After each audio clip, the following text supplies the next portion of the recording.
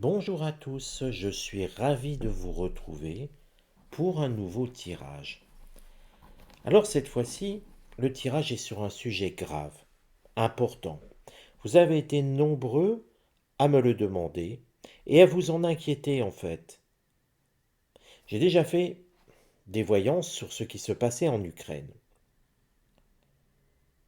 Vous avez vu beaucoup de vidéos avec des voyants, des médiums, mais aussi des prophètes de fin du monde.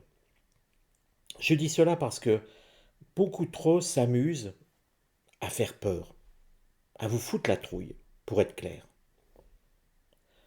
Ce que je vous propose, c'est de prendre les runes et de voir un petit peu comment va agir l'OTAN vis-à-vis de l'Ukraine. J'aurais pu le faire, c'est vrai, avec l'oracle de Béline. C'est ce que j'ai fait par le passé.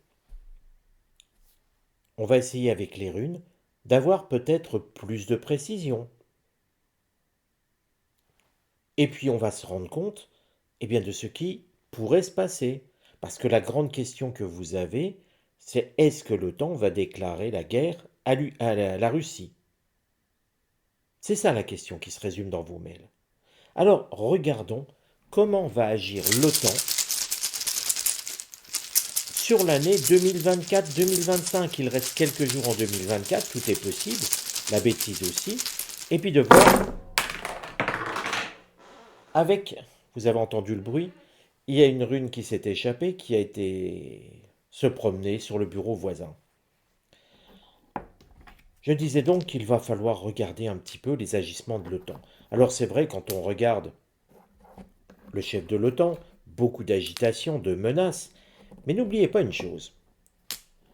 Il faut écouter, c'est vrai, vous avez raison d'écouter un petit peu ce qui se passe, mais il faut toujours aussi garder sa raison. Il faut toujours prendre de la hauteur vis-à-vis d'une situation. Pour une raison toute simple.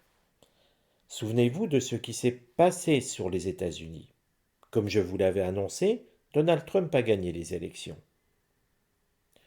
Dites-vous bien que ce n'est plus l'administration Biden qui va gérer les choses, ni l'administration démocrate. Beaucoup de choses vont changer, des points de vue vont changer. Et l'OTAN, même si c'est une institution regroupant beaucoup de pays, prenait de la hauteur. Et que se passerait-il si demain l'OTAN déclarait la guerre à la Russie, même si c'est peu vraisemblable, et que les États-Unis se disent non, non, nous on n'y va pas. Prenez de la hauteur et réfléchissez. L'armée la plus grande en Europe, c'est la France, c'est celle de la France. La France n'a pas de quoi faire plus d'une semaine de guerre. Pensez-vous un seul instant que tout ceci est sérieux? Les Anglais? Oui, certes, mais les Anglais sont bien loin. D'armée terrestre? L'Angleterre? Non. L'armée terrestre la plus importante reste celle de la France, malgré tout. Alors prenez du recul. J'insiste vraiment là-dessus, prenez du recul. Il est facile de vous faire peur, très facile. Mais il est aussi plus intéressant d'être mesuré dans ses propos, de voir et de comprendre où vont les choses, pardon. La voyance, ce n'est pas balancer des informations en vous disant demain c'est la fin du monde. D'ailleurs, depuis le temps que je l'entends, ça fait peut-être 40 ans que c'est la fin du monde, le lendemain. Et le monde est toujours là. La fin d'un monde, peut-être, c'est autre chose. Mais vous voyez que, j'insiste toujours, on prend les choses tranquillement, calmement, et on regarde ce qui se passe. Là, vous voyez, on a quelque chose qui est très ramassé. Je vais juste décaler un tout petit peu les runes pour qu'elles soient toutes bien à plat. On a l'impression d'une grosse concentration. Mais si on regarde un tout petit peu cette concentration, souvenez-vous, les runes étaient empilées les unes au-dessus des autres. Regardez si je fais ça. on a l'impression d'une étoile, ce qui montre bien, quelque part, que tout est tenu par les États-Unis. Même si en mettant la rune ici, regardez, nous avons les étoiles ici. L'étoile de l'Amérique. Ce sont les États-Unis qui mènent la danse. Oh, on peut avoir une agitation européenne. Oui, effectivement, pourquoi pas. Macron s'est beaucoup agité, rappelez-vous, hein, et il s'agite beaucoup moins d'ailleurs maintenant. Donc, comme je vous le dis toujours, chassez les émotions. Les émotions, c'est la peur, l'angoisse. C'est ce qui vous fait faire des bêtises. La prise de hauteur, de distance, on regarde tranquillement. Et faire une voyance holistique, c'est aussi tenir compte de la réalité. Si je vous dis dans mon village, nous sommes 80, nous allons déclarer la guerre à la Russie, vous croyez vraiment que ça va être réel? Vous croyez vraiment ceci? Il faut toujours réfléchir dans quelle mesure on peut s'agiter, les menaces, tout ça, et la concrétisation des faits. Pour ceux qui me suivent et qui me découvrent peut-être pour la première fois, si vous souhaitez une voyance gratuite pour vous, j'ai bien dit une, vous pouvez m'écrire sur utervoyant@gmail.com. Dans le générique de la vidéo, vous trouvez l'orthographe si vous avez un doute pour l'écrire.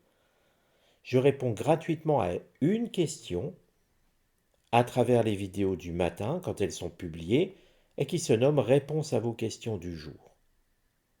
N'oubliez pas, important, il me faut prénom et date de naissance. C'est un impératif. Sans cela, je ne peux pas traiter votre demande. Sans plus attendre, nous allons commencer. Nous allons commencer ici par cette rune. Isa. Isa, qui est la rune de l'isolement, qui est la rune aussi d'une position, comment je dirais, solitaire. Si on regarde ce que souhaite ou ce que veut dire Isa, déjà, Isa, c'est le statique. C'est aussi l'élément de glace. Ça tombe bien, nous sommes dans une contrée entre Russie, Kiev, la Suède. On sent bien que cette zone, c'est quand même plutôt glaciaire. Surtout si on le compare à la France, à l'Espagne ou à l'Italie. Et puis, Isa, c'est la résistance statique. Ça semble un tout petit peu nous éclairer en nous disant que ces menaces, déjà, on voit bien qu'il n'y a pas de mouvement sur les menaces. Regardez autour, il n'y a pas rail d'eau. S'il n'y a pas rail d'eau, il n'y a pas de mouvement. Ce qui montre déjà qu'il y a une volonté plutôt de bloquer la Russie, ou en tout cas psychologiquement, de garder statique tout simplement la situation actuelle. La raison, elle est simple. Si la Russie continue à avancer, il sera beaucoup plus difficile de la faire partir ensuite. Car le gouvernement, ne l'oubliez pas, américain étant en changement, et le changement sera opéré pour le 20 janvier, ça voudrait dire que les positions qui seront celles de l'un et de l'autre au 20 janvier auraient toutes les chances de rester les mêmes. Et c'est ce qu'il ne faut pas oublier dans l'esprit des responsables de l'OTAN. Responsables de l'OTAN qui aboient, menacent, mais en réalité n'ont aucune intention d'envoyer des troupes. Parce que de toute manière, les seules troupes que l'on peut envoyer, c'est les troupes terrestres au sol, des avions en masse, qui auraient toutes les chances de se faire descendre. Et puis regardez Dagaz. Si on prend la simple définition de la valeur divinatoire de Dagaz, c'est une clarification, un éclaircissement d'un problème resté jusque-là obscur. En réalité, ça nous parle d'un problème, ça nous parle aussi d'une compréhension d'un problème, traduction du point de vue de chacun entre Kiev et Moscou. N'oubliez pas que si Moscou a envahi l'Ukraine, il y avait une raison.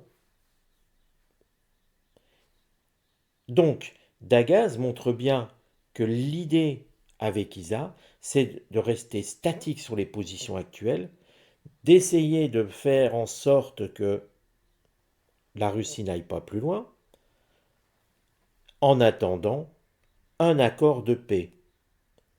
Et si vous regardez aussi l'actualité, on entend tout et son contraire dans les accords de paix. L'un veut discuter, l'autre ne veut pas discuter, l'un aimerait bien que ça s'arrête, il n'y a pas de réponse en face, et d'un seul coup, quand Kiev dit on voudrait bien que ça s'arrête, l'OTAN monte d'un cran. Vous voyez bien qu'ici, nous sommes dans un jeu d'échecs, où chacun avance ses pions au détriment des populations, au détriment de la paix mondiale. Mais encore une fois, vous voyez que rien que ces deux runes-là montrent déjà que les intentions de l'OTAN sont plutôt de figer la situation.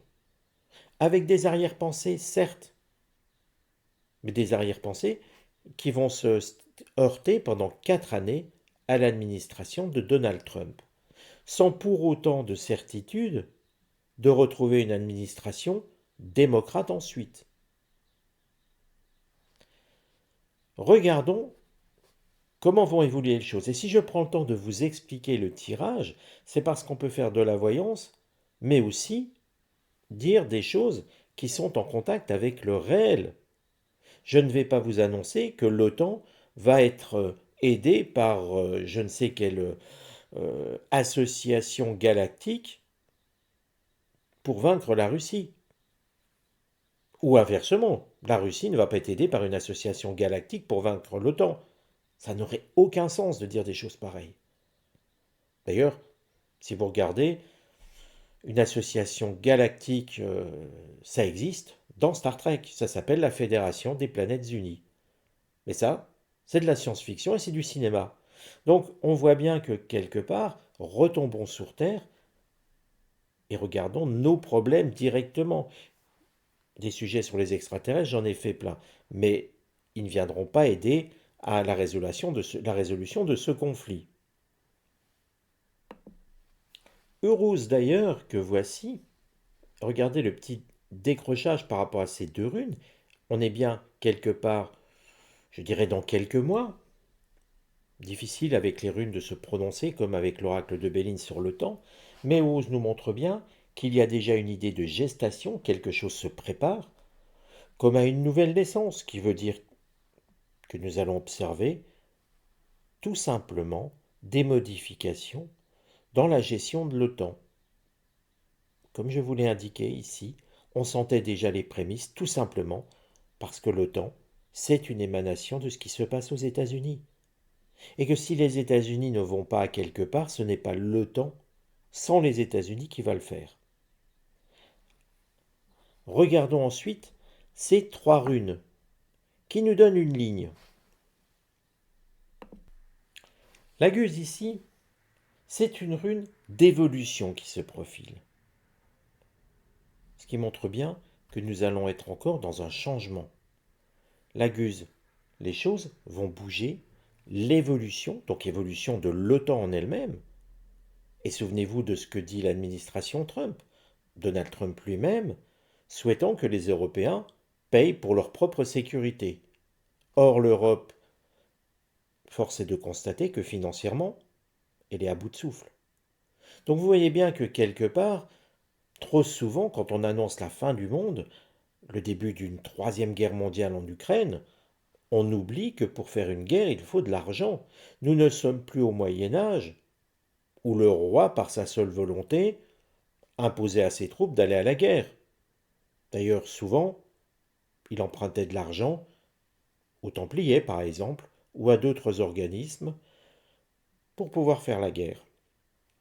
Sauf que là, les pays européens, ça va être compliqué pour eux d'emprunter. Imaginez déjà la France, avec ses difficultés, devoir emprunter pour participer à une guerre. Là encore, posez-vous la question, est-ce que c'est tout simplement imaginable? Donc la Guse Oui, l'OTAN va évoluer. Évoluer, et hiera, c'est l'idée d'une volte-face. Regardez comme la rune tourne dans tous les sens. Volte-face complet. Donc, plus la même attitude dans ses propos. On sent actuellement l'OTAN guerrière. Eh bien, on va sentir l'OTAN beaucoup plus calme et prendre un petit peu de distance vis-à-vis de cette situation. Les vociférations, les menaces vont se taire. Dans quelques mois, Ourouz le disait, quelques mois, regardez la position. On peut évoluer ça dans les 6 mois. Des changements ici se feront déjà, puis dans les 6 mois, vous allez voir que quelque part, on va complètement modifier la situation. Dans les 6 mois, on peut se dire que le temps va être calmé, tout simplement. Et Wunjo nous confirme que ce sera vers quelque chose de plus rassurant. En effet, Wunjo, c'est le dieu de sentiments de joie, de bonheur, de tranquillité, d'apaisement.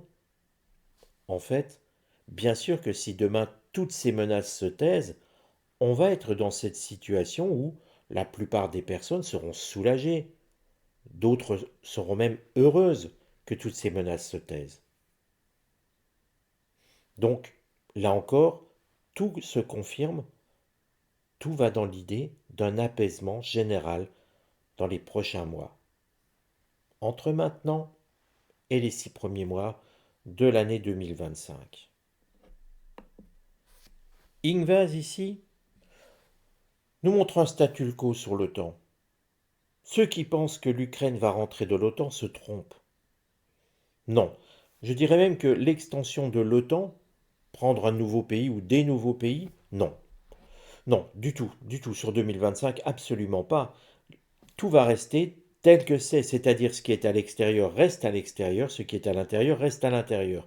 Pas d'évolution ni de sortie de l'OTAN, ni d'intégration de nouveaux pays dans l'OTAN. Et finalement, là encore, c'est la logique. La Russie n'accepterait pas que l'Ukraine fasse partie de l'OTAN, pour de multiples raisons géopolitiques qui peuvent se comprendre. Comme il faut comprendre que les États-Unis, n'accepteraient pas que le Mexique fasse partie d'un conglomérat regroupant Russie et Chine avec des missiles potentiels à ses portes. Souvenez-vous aussi de la baie des cochons, les missiles russes posés à Cuba. Les États-Unis n'ont pas laissé faire. Donc il n'y a pas de raison dans un sens de ne pas laisser faire et dans l'autre de laisser faire. C'est normal. C'est un équilibre. Nous sommes sur une géopolitique tendue, c'est vrai, mais pour autant elle n'est loin d'être illogique. Donc la Russie, quelque part, sa position se comprend tout à fait. Et ceux qui pensent que l'Ukraine intégrera l'OTAN se trompent lourdement. On le voit certes dans nos médias, mais nos médias n'en sont pas à une erreur près. Souvenez-vous, tous les médias ont annoncé l'élection de Kamala Harris, ils se sont tous plantés. Je parle des grands médias traditionnels, enfin ceux qu'on dit 10 grands médias. Elaz, qui est là, c'est une rune de protection, d'un guide. J'aurais tendance à dire que l'Ukraine ne rentrera certes pas dans l'OTAN, mais que l'OTAN, guidée par la main des États-Unis, pourrait être une forme de protectorat, ou je ne sais comment l'appeler, peut-être une zone simplement sous surveillance de l'OTAN pour que l'opinion publique se dise l'OTAN n'a pas perdu la face et aura une influence sur l'après pour l'Ukraine. Vous voyez, on est dans un jeu de dupes en fait, hein, où on se dit, eh bien voilà, on n'aura pas ce que l'on veut, l'Ukraine ne fera pas partie de l'OTAN, mais aux yeux de tout le monde, on dira que on pourrait intervenir s'il y avait de nouveau une guerre en Ukraine. En réalité, ce n'est pas si simple, vous le savez très bien.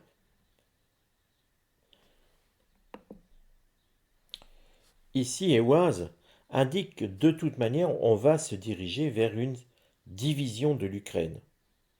Je l'avais déjà abordé dans d'autres vidéos, on la retrouve ici avec les runes.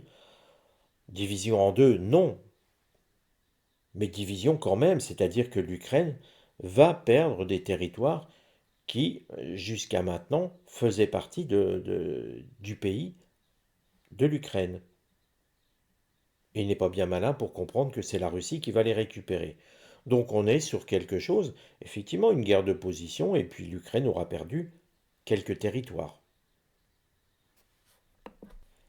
Ce qui est intéressant avec ce Willow, c'est qu'elle symbolise une victoire. Alors me direz-vous, de qui la victoire? Eh bien en fait, tout le monde aura l'impression qu'il a gagné. C'est curieux, parce que dans une guerre, il y a forcément un perdant. Déjà ceux qui ont perdu la vie, c'est les premiers perdants. Mais au niveau des États, la Russie aura gagné des territoires. Ils sont donc gagnants. L'Ukraine n'aura pas tout perdu. Donc elle est gagnante. Et puis l'OTAN sera gagnant aussi, puisque finalement, elle aura su, entre guillemets, en jetant de la poudre aux yeux de tout le monde, maintenir une situation de statu quo et pouvoir, à l'avenir, surveiller le devenir de l'État ukrainien. Vous voyez bien que nous allons être dans un jeu de dupes où chacun dit j'ai gagné, alors qu'en réalité, à mon humble avis, celui qui a gagné, c'est celui qui a pris des territoires aux voisins. Mais bon, ce n'est que mon opinion. Vous voyez que de toute manière, l'OTAN va se diriger vers un jeu de dupes. Il n'y a pas de guerre de définie là-dedans. Il n'y a juste que des positions et des menaces. Mais continuons.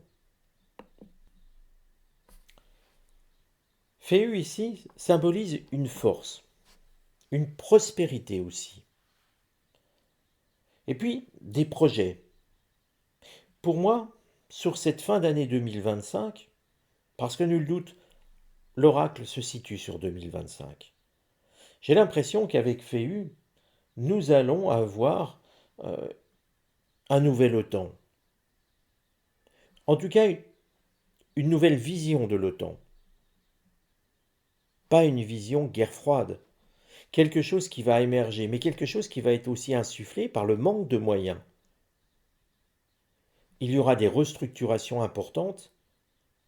Et regardez ici, cette rune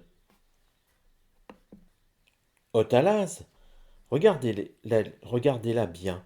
Nous avons la même chose que Ingvaz, mais avec ces deux, on va dire ces deux morceaux de tissu où on pourrait tirer dessus pour étrangler.